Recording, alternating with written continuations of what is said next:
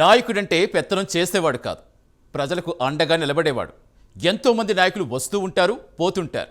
కానీ ప్రజల గుండెల్లో చిరస్థాయిగా నిలిచిపోయేది మాత్రం కొందరే. అలాంటి కోవకు చెందిన వారిలో ముందు వరుసలో ఉంటారు AP deputy CM Pawan Kalyan. వందల కోట్ల సంపాదన వదిలేసి ప్రజా జీవితంలోకి వచ్చిన పవన్ డిప్యూటీ సీఎంగా బాధ్యతలు చేపట్టాక తనదైన మార్క్ చూపిస్తూ ముందుకు సాగుతున్నారు. పవన్ తీరు చూస్తుంటే లీడర్ అంటే ఇలా ఉండాలి కదా, పవన్ మాటల నాయకుడు కాదు చేతల నాయకుడు అన్న కామెంట్స్ సర్వత్రా వినిపిస్తున్నాయి.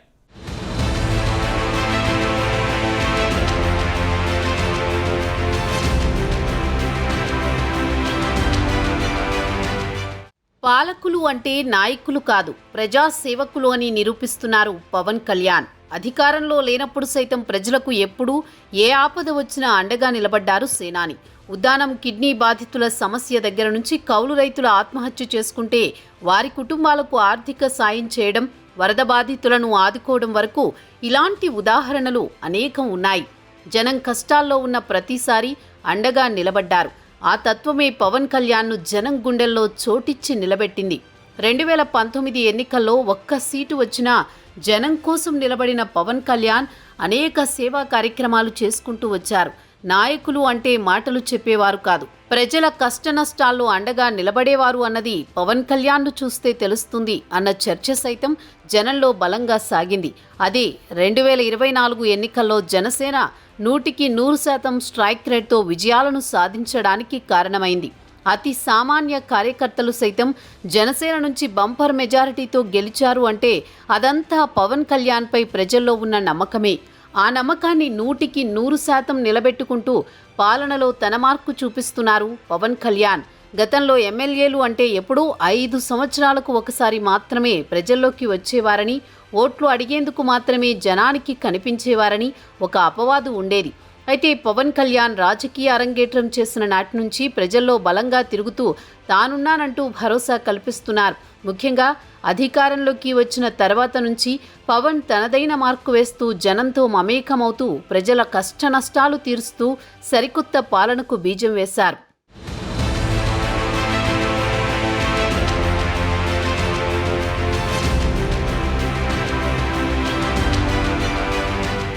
మాటల్లో కాదు చేతల్లో అన్నట్లుగా పవన్ కళ్యాణ్ దూసుకుపోతున్నారు. జనంలో కూడా జనసేనానిపై రోజురోజుకు నమ్మకం బలోపేతమవుతోంది. అందుకు కారణం పవన్ కళ్యాణ్ నాయకుడు అనే పదానికి కొత్త నిర్వచనం చెప్పేలా జనం కష్టనష్టాల్లో అండగా బతుకుతుండడమే. తాజాగా విజయనగరం డయేరియా బాధితులను పరామర్శించేందుకు స్వయాన పవన్ కళ్యాణ్ వెళ్లారు. మామూలుగా అయితే ఆరోగ్య శాఖ అధికారులకు ఒక్క ఫోన్ కాల్ చేస్తే చాలు, వాళ్ళు మొత్తం చూసుకుంటారు. కానీ నేరుగా ఇక్కడ పవన్ కళ్యాణ్ బాధితులను పరామర్శించేందుకు వెళ్లి వారికి ధైర్యం చెప్పి అండగా నిలబడ్డారు. అంటే పవన్ కళ్యాణ్ మాటలు చెప్పే నాయకుడు కాదు, చేతల్లో చేసి చూపించే నాయకుడు అన్న అభిప్రాయం ప్రజల్లో వ్యక్తమవుతోంది. ఈ సందర్భంగా గత జగన్ పాలనకు ప్రస్తుత కూటమి పాలనకు తేడాను ప్రజలు గమనిస్తున్నట్లు తెలుస్తోంది.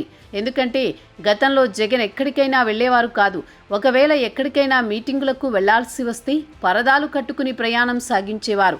ప్రజలు కష్టాల్లో ఉన్నప్పుడు కనీసం తాము వెళ్ళకపోవడమే కాకుండా అప్పటి ప్రతిపక్ష నాయకులను కూడా వెళ్లనిచ్చేవారు కాదు, ఎక్కడికక్కడ అడ్డుకునేవారు. అయితే ఇప్పుడు పవన్ కళ్యాణ్ అందుకు పూర్తి భిన్నంగా అడుగులు వేస్తున్నారు. ప్రజలు కష్టాల్లో ఉంటే వారి బాధలను తన బాధగా భావిస్తూ పవన్ వారికి అండగా నిలబడుతున్నారు. యుద్ధ ప్రాతిపదికన బాధితులకు సాయం చేసే దిశగా యంత్రాంగాన్ని కదిలిస్తున్నారు. దీంతో నాయకుడంటే ఎలా ఉండాలో పవన్ను చూసి నేర్చుకోవచ్చు అంటూ జగన్కు జన సైనికులు, జనసేన నాయకులు చురకలు అంటిస్తున్నారు.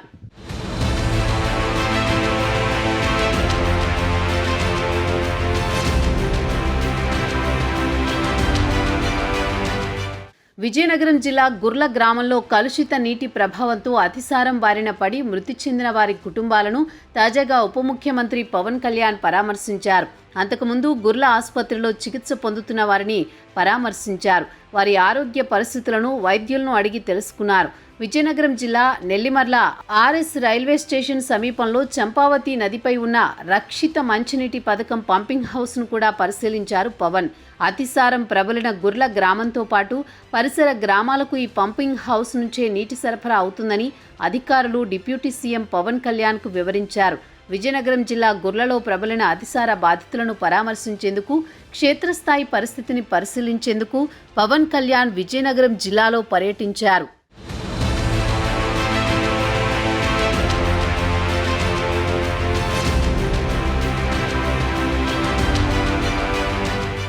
అతిసారం కట్టడికి చేపట్టిన నివారణా చర్యల మీద, ప్రస్తుతం పరిస్థితి మీద, నీటి కాలుష్యం తగ్గించేందుకు భవిష్యత్తులో చేపట్టవలసిన చర్యల మీద పవన్ కళ్యాణ్ విజయనగరం కలెక్టరేట్లో జిల్లా అధికారులతో సమీక్షించారు.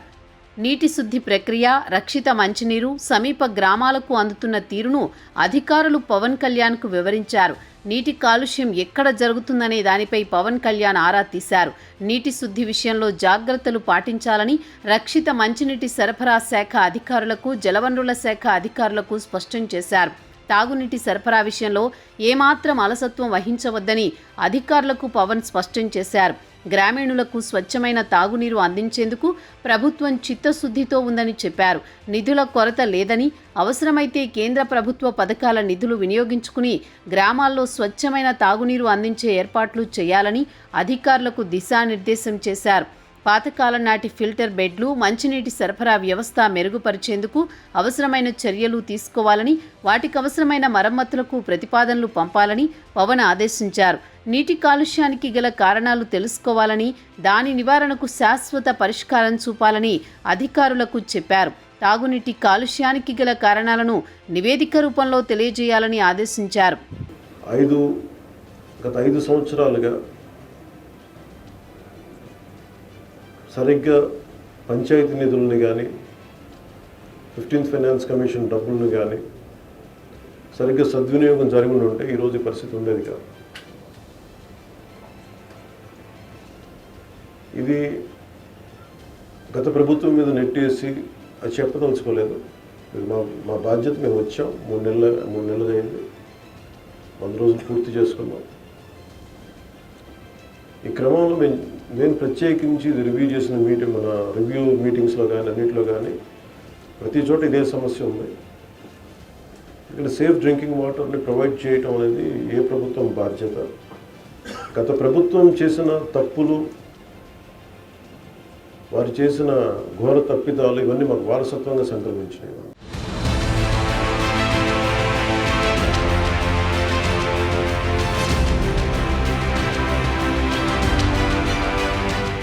ఇన్సిడెంట్ జరిగితే అధికారులతో ఫోనులో మాట్లాడడం కాకుండా నేరుగా వెళ్లి బాధితులను పరామర్శించి వారికి ధైర్యం చెప్పి అండగా నిలబడడం పవన్ లాంటి నాయకులకు మాత్రమే చెల్లిందన్న కామెంట్స్ సర్వత్రా వినిపిస్తున్నాయి.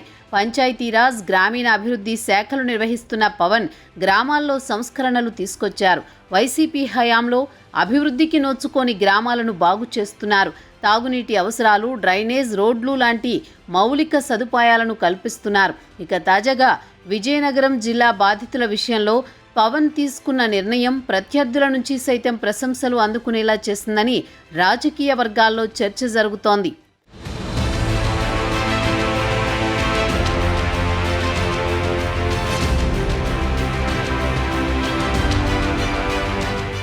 వైసీపీ అధికారంలో ఉన్నప్పుడు ప్రజలు ఆపదలో ఉన్నప్పుడు పట్టించుకోకపోవడమే కాకుండా అప్పటి ప్రతిపక్షాలను కూడా బాధిత ప్రజలను పరామర్శించేందుకు వెళ్లనిచ్చేవారు కాదన్న వాదనలు ఉన్నాయి. షరామామూలుగానే ఇప్పుడు కూడా పవన్ పర్యటనకు సంబంధించి వైసీపీ నేతలు విమర్శలు చేస్తున్నారు. బాధిత ప్రజలను పరామర్శించేందుకు పవన్ వెళ్తుంటే అడ్డుకునేందుకు కూడా వైసీపీ ప్లాన్ చేసినట్లు ప్రచారం జరిగింది. అంతేకాదు డయేరియా మరణాలు సహజ మరణాలు కావని, కూటమి ప్రభుత్వ అలసత్వం వల్ల సంభవించిన మరణాలని వైసీపీ నేతలు అంటున్నారు.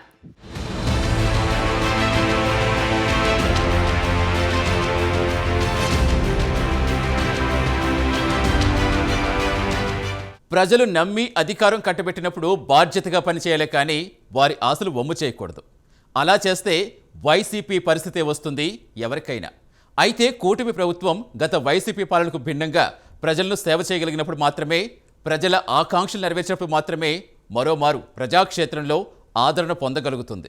స్వతహాగా సేవాగుణం కలిగిన పవన్ కళ్యాణ్ కూటమి ప్రభుత్వంలో కీలకంగా మారారు.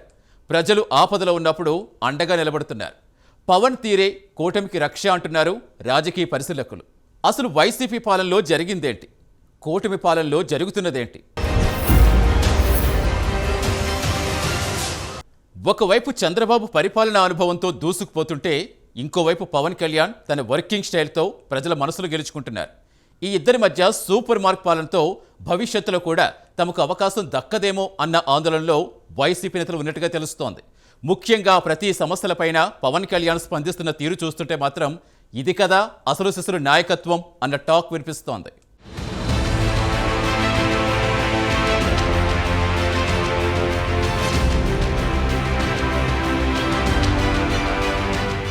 జనసేన అధినేత పవన్ కళ్యాణ్ రాజకీయాల్లో మార్పు గురించి పదే పదే చెబుతుంటారు.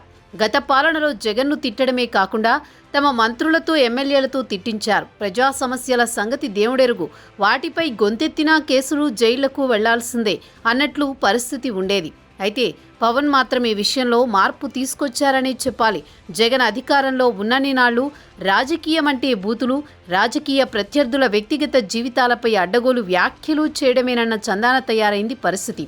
కానీ కూటమి పాలనలో అందుకు భిన్నమైన పరిస్థితి కనిపిస్తోంది. ప్రజా సమస్యలకు పరిష్కారం చూపుతూ పవన్, చంద్రబాబు ముందుకు సాగుతున్నారు. ముఖ్యంగా పవన్ కళ్యాణ్ తీరు యావత్ రాష్ట్రంలో చర్చనీయాంశమవుతోంది.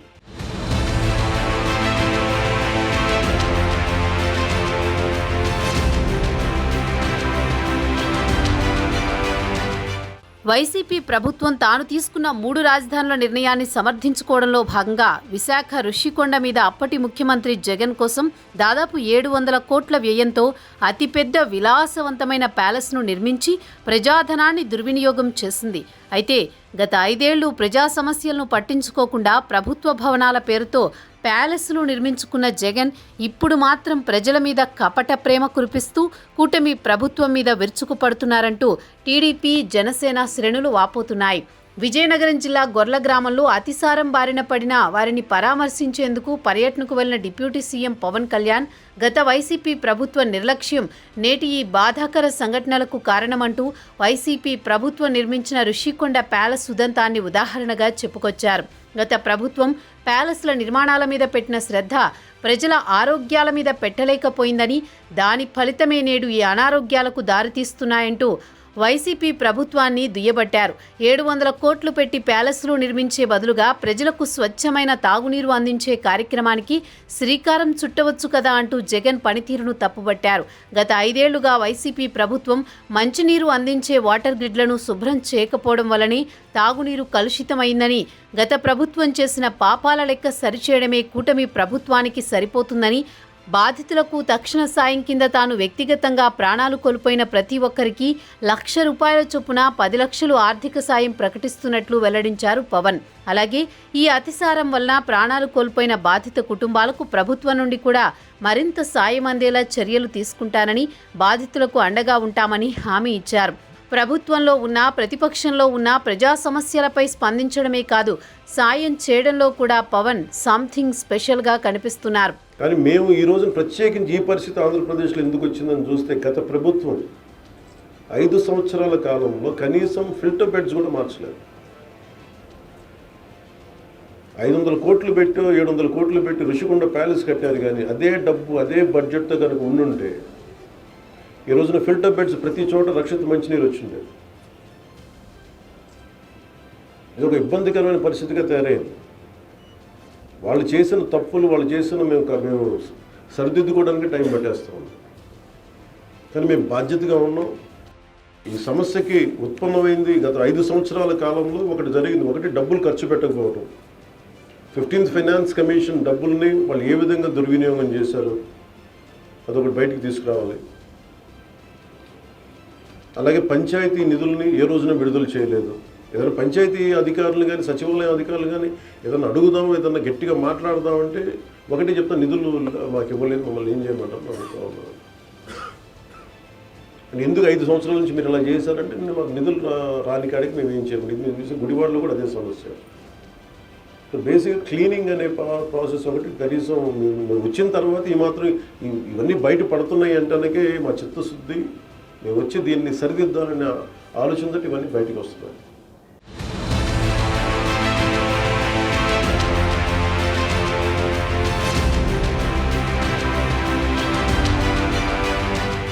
పవన్ కళ్యాణ్ ఈ పేరు వింటే జన సైనికులు పులకించిపోతారు. కోట్ల రూపాయలు సంపాదించే అవకాశం ఉన్నా అన్నింటినీ వదులుకుని స్టార్ ఇమేజ్ను సైతం పక్కన పెట్టి ప్రజాసేవకే తన జీవితాన్ని అంకితమిస్తూ రాజకీయ రంగంలో దూసుకుపోతున్నారు. ఏపీలో పాలన మారేందుకు పవన్ కళ్యాణ్ చేసిన కృషిని ఎవరూ మర్చిపోలేరు.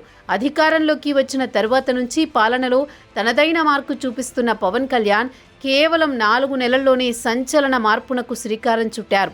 ప్రజల నమ్మకాన్ని నిలబెట్టుకుంటున్నారు. డిప్యూటీ సీఎంగా పంచాయతీరాజ్, గ్రామీణాభివృద్ధి, నీటి సరఫరా, అటవీ, పర్యావరణ, శాస్త్ర సాంకేతిక మంత్రిగా అన్ని శాఖల్లోనూ పవన్ తనదైన మార్కు చూపిస్తున్నారు. ప్రజా సమస్యలకు ప్రాధాన్యమిస్తూ ప్రతిరోజు అర్ధరాత్రి వరకు తన విధులను నిర్వహిస్తున్నారనే ప్రచారం జరుగుతోంది. ముఖ్యంగా పంచాయతీరాజ్, గ్రామీణాభివృద్ధి శాఖలో పవన్ కళ్యాణ్ మార్క్ స్పష్టంగా కనిపిస్తోందని రాజకీయ వర్గాల్లో విస్తృతంగా చర్చ జరుగుతోంది.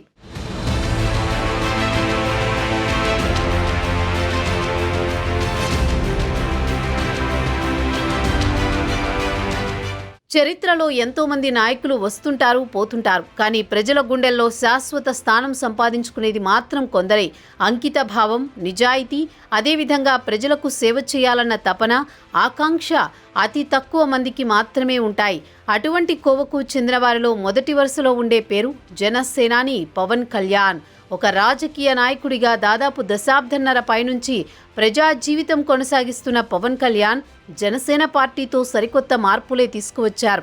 ఈ సార్వత్రిక ఎన్నికల్లో పొత్తులతో ప్రజాప్రభుత్వాన్ని స్థాపించడంలో కీలక పాత్ర పోషించిన పవన్ కళ్యాణ్ అధికారంలో భాగస్వామిగా అటు డిప్యూటీ సీఎంగా ఉంటూనే ఇటు కీలకమైన మంత్రిత్వ శాఖలను నిర్వహిస్తున్నారు.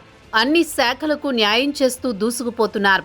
ప్రజా సమస్యలను పరిష్కరించే విషయంలో పవన్ వ్యవహరిస్తున్న తీరు అటు పవన్ కళ్యాణ్కు మాత్రమే కాకుండా కూటమి ప్రభుత్వానికి మంచి పేరు తెస్తోందన్న టాక్ రాజకీయ వర్గాల్లో వినిపిస్తోంది.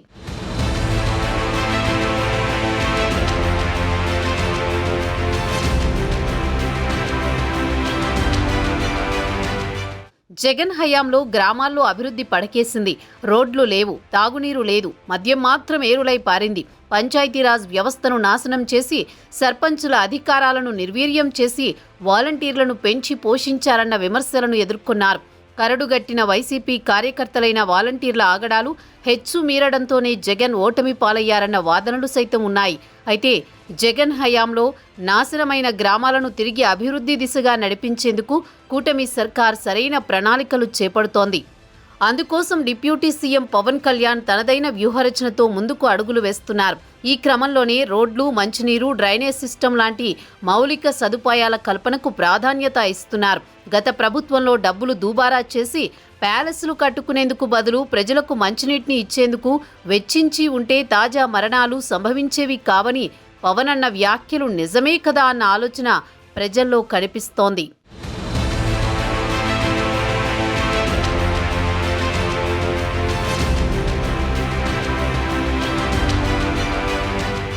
రాజకీయాల్లో మంచి పేరు తెచ్చుకునేందుకు చాలా కష్టపడాలి. సొంత ప్రయోజనాలు పక్కన పెట్టి ప్రజా ప్రయోజనాల కోసం పాటుపడేవారిని మాత్రమే ప్రజలు గుండెల్లో పెట్టుకుంటారు. పదవి అంటే హోదా కాదు, బాధ్యత అని చాటుతున్న నేతగా పవన్ కళ్యాణ్ గుర్తింపు సాధించారని చెప్పడంలో ఎలాంటి అతిశయోక్తి లేదు. అది చేస్తాం, ఇది చేస్తామంటూ గద్దెనెక్కే నేతలు మళ్లీ ఎన్నికల వరకు కంటికి కనిపించిన నేటి రాజకీయాల్లో జనసేనాని పవన్ కళ్యాణ్ రాజకీయాలు కొత్త పుంతలు తొక్కిస్తున్నారని సర్వత్రా వినిపిస్తున్న టాక్. చూడాలి మరి భవిష్యత్తులో పవన్ ఇంకా ఎలాంటి ప్రజోపకార కార్యక్రమాలకు శ్రీకారం చుడతారో అనేది. ఇది ఇవాల్టి బర్నింగ్ ఇష్యూ. మరో ఎపిసోడ్తో మళ్ళీ కలుద్దాం. నమస్తే.